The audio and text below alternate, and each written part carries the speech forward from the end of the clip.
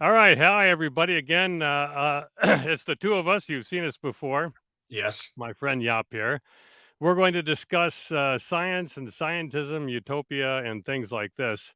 Jaap and I are working on a book. As I said on my blog today, we have at least several failed titles, and I think that's about as far as we got. But we're going to finish it. And with your help and your encouragement, we'll get it done. Our goal is 1 year from today. How Ooh, about that? I think that's doable. I think that I'm writing like mad. I'm trying to get my thoughts in order, and I'm writing and stuff. So that should work. All Yes. right, let's do Yes. it. Yes. So Yes. first of all, science. I have an opinion what science is. I'll give it, and then you give your opinion what science is. This is a book about Go. science not being the answer to all questions, or science, the limitations of science. There's all kind of titles that we can come up with, but science is, I think, trying to discover the cause of the world, trying to find the causes of the world, trying to find the cause of things that we could measure, and that's basically it. And that includes a lot of things, but it doesn't include everything. And uh, finding the cause is paramount. And we see this, of course, in classical science, cause is everything. And we see it in bad science too. Cause is still everything to bad science, but they Yep. come to the wrong causes. They misascribe causes, or they come up with the wrong conditions for causes. But I do think cause is key, and that's what we need to understand what limitations are in finding cause, the difference between cause, which is sort of ontological, about Hmm. the state of the world as it is, and what we can know about cause, which is epistemological, which is Yes. different, which is stuff that happens in our head. And these two are entirely, they're related to one another. Of course, they both rely on each other, but they're different. And the confusion between the two leads to a lot of error. So now I'll let Jaap tell me what he thinks it is. I couldn't agree more. And I was thinking about the chemical work I once did. Is that was the continuous question: what causes A plus B to give C? What's happening? Under what conditions do these reactions happen, and why? And that's all cause related. And of course, these are causes which might be hidden, it might be difficult to find, and you might have to figure out ways of because you can't see molecules you can't really see visibly or in any other way. So you have to devise certain experiments to try to figure out cause, which is sometimes very, very, very difficult to do. But I think the basis is right. You have to find the cause of something, sort of the hidden structure of reality. I really like that term because many things are hidden, not so much in terms of the microscopic, but also very simple things. How deep are the screws in my wall to hold up the book? You're Rembrandt. Yeah, You I being don't Dutch, know I'm sure. Don't all Dutch people get a copy of a Rembrandt when they're christened? exactly. No, I mean, I mean, those are literally hidden causes, and I don't know. I don't know the depth. I have no idea. I might have guessed something, but there are many things we simply don't know, and which might be very trivial, and we don't care very much about, and we leave it aside. We simply don't really want to know it anyway. But in science, of course, you want to find pieces of a very, very, very large puzzle. But there are still pieces, and that's it. And there might be very tiny pieces even. And the worry I always have is that we try to extrapolate from the minute to the colossal, basically, which is usually wrong anyway. Excuse me. But other than that, fully agree. Finding causes about different things, and most of the time, these causes are difficult to find, are hidden, and we have to think of experimental stuff, epistemology, to figure out details of the causes. We And that's certainly do, because uh, there are models and theories that we have that purportedly ascribe causes to things. sure. But the problem is, as your favorite, one of your favorite authors, Polanyi says, you could, for any set of data that you observe, and of course, all data being observed is very theory dependent. Why are you looking at these data and not others? Exactly. But you could always find a set of mathematical equations to fit this data that you Yes. have. You could always find a theory, and because there are an infinite number of mathematical equations, so that also follows there are an infinite number of theories that you could fit to any, because infinity is a very big land. There's an infinite number of theories that you could fit to any given set of data. So we need to have a criteria that separates out most of this. All of it except one is going to be wrong. So Well, how do you separate this and infinity of bad stuff or approximate stuff from the one true thing? So that's well, the here difference between the ontology and the epistemological side of science again. you touch on something very, very important, because we had loads of discussions here in the Netherlands about the facts show something X. And of course, the facts never show anything, because the whole process to get to some facts about reality presupposes many different choices I have to make before I do anything at all related to fact finding in the first place. So I always find it sort of hilarious that people say, well, the facts show X, Y, or Z. And I always say, no, they don't. What are the choices being made? And what kind of theories do you sort of plug in the stuff you have? Again, you said there might be infinite number of relationships you can find. So that requires a lot of different hard work to figure out sort of the chaff from the rest. And that's even harder to do, I guess. Yes. Well, what you're bringing up is we've gone from sort of the distinguishing between the ontology and the epistemology of science Yes. to scientism.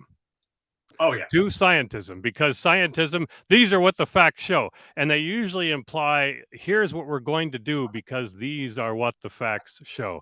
Here is what we're going to do. We're going to follow the science. They always say, follow the science. And you can't follow the science. Science doesn't give you the right answer, the right moral answer. So science doesn't give you the best or the right ethical answer. You come up with morals and ethics before you come to science, and you could ask science questions. You could ask about the uncertainty of particular things that you have, about models that you have, and so forth. But science doesn't tell you what's right and wrong to do. So when you see all these people claiming in the name of science to do right and wrong, that's scientism, and that's a huge, enormous problem. We lived through 3 years of idiot panic because of scientism. And that's the stuff that's going on in the Netherlands right now with, of course, nitrogen and everything else. With nitrogen, and also, well, you point out a layer of problems, because you can ask science many different questions, and it's sort of maybe a two-tier problem. Before you ask anything, you have to decide what to ask in the first place. Here, morals and values and worldviews come into play, obviously. So before you do anything, you have already made choices, massive amounts of choices. That will deliver some kind of fact finding of sorts. And then the facts tell us something about what kind of decision we should make. But the weird thing is that very few people realize that before you get to that, you already made the decision for the fact finding itself, which directs you in a certain direction. And even if you sort of accept that, then the facts themselves point to nothing at all. Because you might do something, you might do nothing, you might do something completely different, but the facts themselves doesn't tell you what to do. That's a whole different ball game. It is indeed.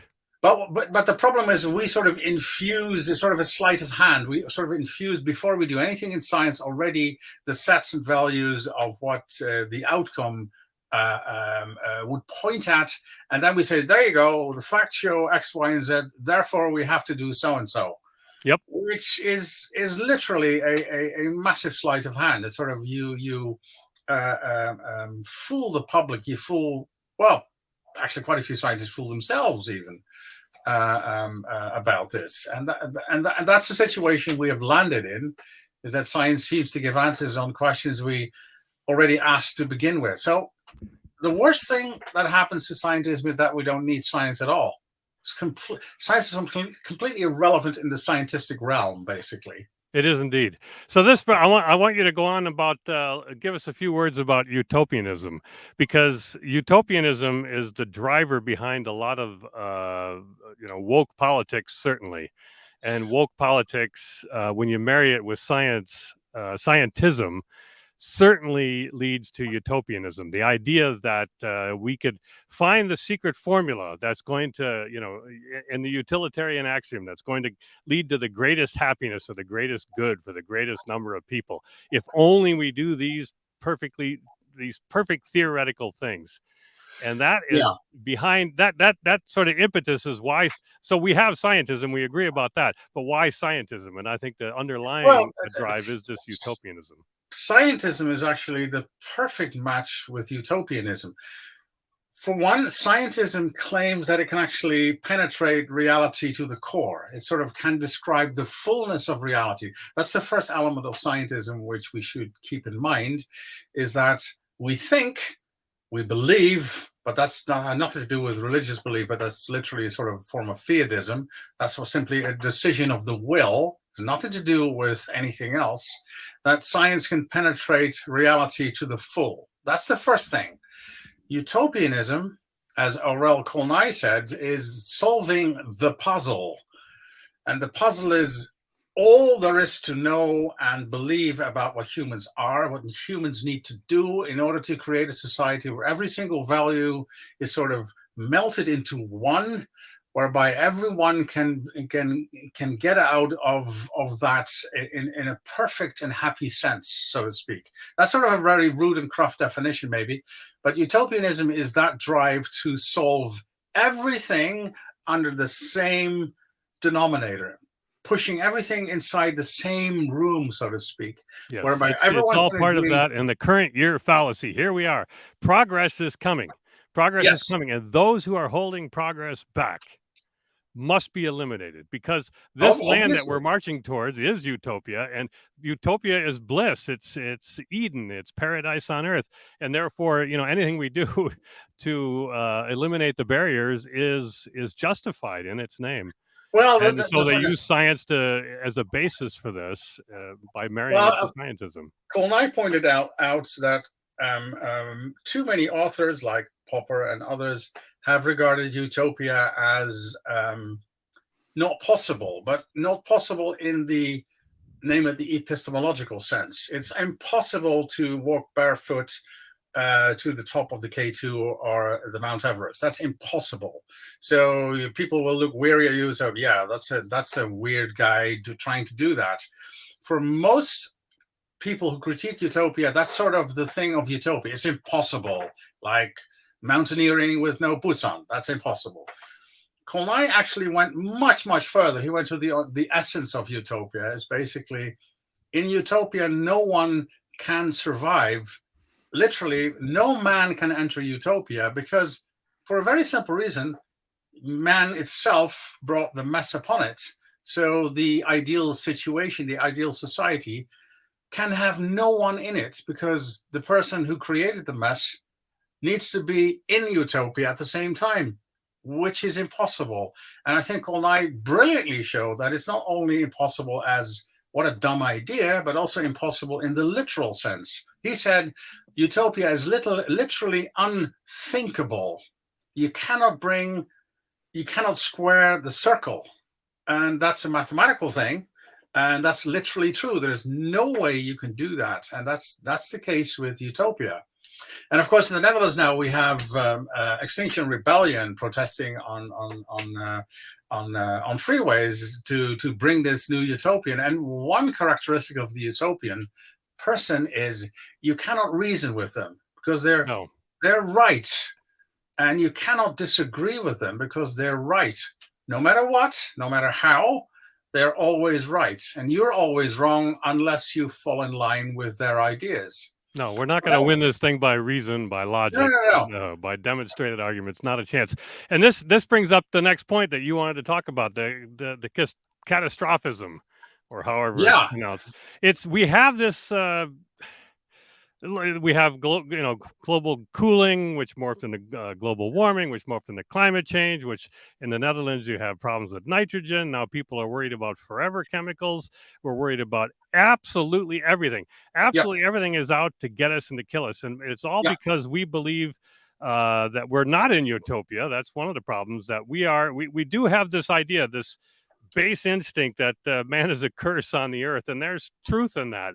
but we have a need to believe that we're absolutely destroying everything at all times. And you can't seem to assuage the feeling that it's not that bad out. Things are improving, or things were improving up to a certain point, and before these feelings take over. And so these people, like the Extinction Rebellion people, it's an absolute premise with them that the world is going to die from climate change, and how they came to that is not because of any facts on the ground or anything like that, because no evidence exists to support that delusion, but instead it's more of a theological argument with them, more of an ideology that it's just necessarily true that man is bad, which is has roots of truth in it. We are pretty good at destroying stuff. I mean, the Second World War is a good example. Yeah, we can do that, but of course, this is on a much grander scale. This is on a massive scale. I mean, on a global scale, basically. And I think Ulrich Beck, which is a famous German sociologist, actually made a very good point. Although I totally disagree with him, but his analysis is actually quite good. He says, in the old days, the lack of goods, the lack of food, disease, and so on and so forth was tangible. You could see it. And the 14th century in Europe, of course, is the most famous century of the European history, where 36% of the total population died because of the plague. Mm-hmm. See that. They were literally out of their minds with fear and despair. If only they had a mask mandate then. And that makes perfect sense. I mean, I get that if you see so much destruction and disease and war and famine and so on, it's terrible. But that's sort of the senses see that. You can smell it probably very badly. You can see it. You can hear it. Yep. Beck says the moment we've left behind the problem of lack of food, lack of almost anything, we have now abundance, basically. Yep. We worry about a different thing, and we worry about the unseen risks. And he talked lots about, after Chernobyl, about radiation, because radiation you can't see, and that's true. And he also talks about the industrial chemicals poisoning our foods and our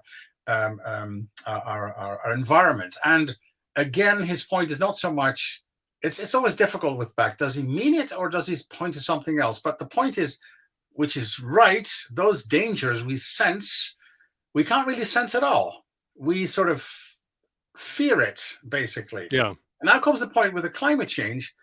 We don't experience climate change at all because we can't. Climate change is a construct of mathematics, of observations, of time frames. You're much better versed than me, but you always experience weather. Whether it's terrible, I mean, like hurricanes, or we have a very sunny day today. It's very nice outside, but we only experience weather. And to extrapolate from that weather to something much bigger is literally invisible. You can't see it. And Beck said that is what we fear the most nowadays: the hidden fears, the fears the dangers we can't see, and we completely immersed ourselves with these hidden dangers. And this is the absolute contradiction. We bathe in wealth. All these people who protest, and they're happy to do so. I mean, let them be in that sense. But they use every single service available to them to do that. Where did these services come from? Yep. Well, from the wealth we accrued over the past hundreds of years. So the contrast cannot be bigger than that. So they fear the future. They fear climate change. They literally fear the end of the world. And at the same time, they're sitting on the freeway again today in pretty good weather. Yep, it's gorgeous. That's the conflict. Yes, they never credit climate change for bringing gorgeous weather, as it is here too. So, but the point is, I don't want our listeners to misunderstand us. We're not saying there's nothing wrong in the world. I don't say that. No. There's certainly a lot of stuff wrong in major, pesticides and all kinds of things. What we're trying to say is risk has to be quantified in a proper way. There's no looking at some of these things, and like climate change and saying the world is going to be destroyed by climate change, there's no good reason to say that that's true. There is good reason to say that people can be made sick from certain things in the environment. There's no question about Oh that. yeah, sure, But sure. but they also, but the impetus behind these kind of things is the same in both cases, and that's the thing that we're after, trying to discover problems by inventing them for ourselves when they don't exist, Well, and magnifying that's the sort of problems the that we do have out of proportion, because we have a need to believe that these things are all bad and growing worse. That seems to be a constant with us. that's why scientism and utopianism are so married together, because they both are complete in their analysis and their solution. Yeah. And it's very easy to show that, of course, science is not capable of doing anything like that in terms of fathoming the real world until its core values or its core ontology. That's impossible. As utopia is impossible in the sense of that we do not know the solution to the puzzle, because there is no such thing as a puzzle. The puzzle is made up, is invented, and is a contradictory puzzle. But because of the totality of both scientism and utopianism, they are very, very close together. That's why, and you know this very well, Matt, the belief in models, climate models, is almost infinite. And that's another expression of scientism, that we think, we believe, but that's belief without any proof whatsoever, that these models give us accurate predictions about the future. Now, if that isn't scientism, I don't know. And of course, Yes, the solution. we don't properly look at any of that. Of course, we No, don't look at any of these things. We just take their word for it. It's on a model. It's on a which computer. is Wow, amazing. it I must be right. I find that truly, truly, truly amazing. Amazing in the sense of that academics are the most gullible people in the world, basically. And well, No I question mean, about it. they No believe. question about it. No, they believe such things as a model can tell us about what the weather will be in 100 years. I mean, no people in their right mind would believe that. But I think both utopianism and the fear of the unknown and scientism are a perfect marriage from hell, basically. Now Because you wrote down for our discussion points today Gnosticism. Now a lot of people mean a lot of different things by Gnosticism, and it's true. I think the term is often overused, especially by people on our side. But I'm how do sorry, I you didn't follow. Gnosticism? You wrote Oh, Gnosticism as a Gnosticism. point we Yeah, want. yeah, yeah, Yes. yeah. Now Yeah. the points the word has a lot of meanings and so forth, and by guys on our side, we're complaining about certain Gnostic tendencies. Some of it's good criticism. Some of it's a little bit overdrawn. So what do you mean by it? How does it tie back to? And of course, is a sort of a mystery religion from even before the days of the Christian communities and the life and death and the resurrection of Jesus. So it's a very old religion, but the basis of that religion, we think, because we have some texts on this from the old days, but it's sometimes hard to grasp. But you can say that there is a discontent with the world, and the world created as is not the world a Gnostic would like to live in. He would like to live in the world of the unseen, unknown creator. How do you get to that realm? That reality is by gnosis. That's sort of the knowledge of the Knowledge. heart, and that sort of has a secret idea to it. And of course, that's also That's the true. idea. That's how it brings back to scientism and what I would call the Yes, midwit fallacy, because they believe they can discover the secret formula exactly. to The create puzzle, for them this. colonized puzzle, Exactly. and of course, They're the adepts. We have to pay attention to them. They're the experts. They're credentialed yes. in this kind of a thing. They have this secret knowledge. They have this gnosis, Well, in a and sense, they're the holders of it. We have to defer to them. They know how to get us to where we're going. We might not even well, agree to the destination. it is in a sense secret, because very few people understand mathematical models. True. Very few people understand what real science is about. So it has a sense of the druids, the magicians of old, who could tell people with secret spells, aka difficult science, how the world is construed and how the world can be improved up to a point of perfection, and so on and so forth. And that is sort of that rings a bell to Gnosticism. Now, there is one thing: the old Gnostics, of course, were transcendent. They had to go beyond this world because this world was terrible. We don't have that nowadays. Of course, we have something else. We have the future. Yep. So the dystopianism the utopians need today and yesterday were terrible, and there is a threat of climate change and PFAS and name all the dangers as such.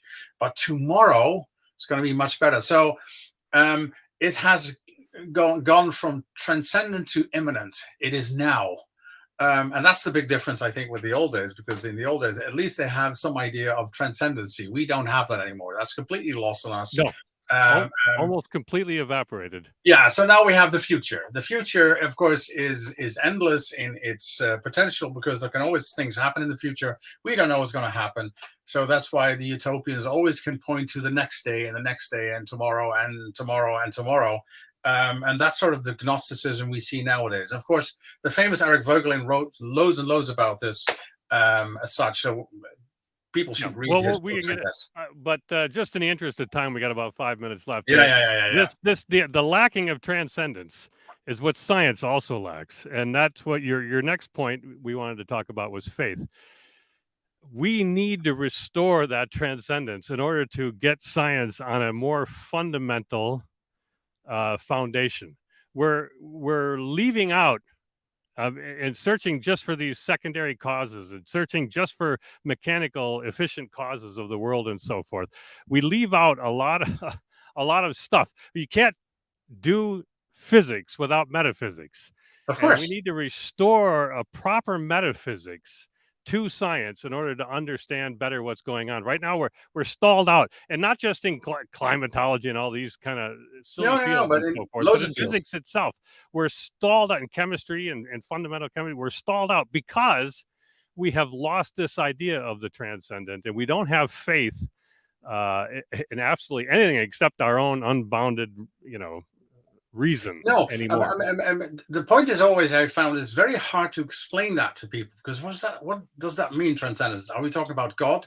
Not necessarily, but we can talk about the transcendent character of human beings themselves. I talked to a famous mathematician in the Netherlands, Ronald Meester. We talked about this. It's quite amazing and beyond belief almost that we human beings can think in terms of infinity. We can. You know that. I'm not a mathematician. You are. We can do that. And if you are not surprised by that fact by itself, you don't really understand how weird that actually is, that this is 1.5 kilograms of blubber between our heads is an expression of something much, much bigger. We know about from on a day-to-day basis. There's no religion involved at this point yet. But we have that capability. I think C.S. Lewis, in his one of his essays, De Futilitate, said it like this: there is a specific relationship between an astronomer and a star, and that's called truth. Hang on a minute, but both are material. How can one piece of materials tell something truthful about another piece of material, namely a star? And that points exactly at the problem we have.